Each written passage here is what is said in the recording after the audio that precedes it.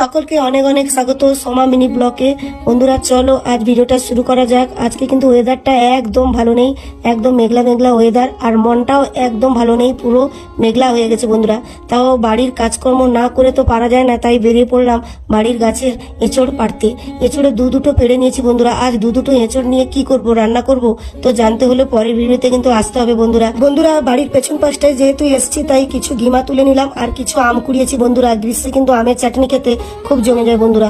আজ তাড়াতাড়ি করে রান্না বান্না শেষ করে দিয়েছি, আর তারপর দেখো বন্ধুরা মনটা কিন্তু খুশি খুশি হয়ে এলো, কারণ আমি একটা মেসো থেকে অর্ডার করেছিলাম একটা শাড়িটা কিন্তু আসতো 14 তারিখে, কিন্তু আগাম চলে এলো বন্ধুরা। আর শাড়িটা পেয়ে আমি কিন্তু খুব খুশি হয়ে গেলাম, মনটা একদম ভালো হয়ে গেছে বন্ধুরা, কারণ আমার মন পছন্দের মতো শাড়িটা কিন্তু হয়েছে বন্ধুরা, দেখতে পাচ্ছ।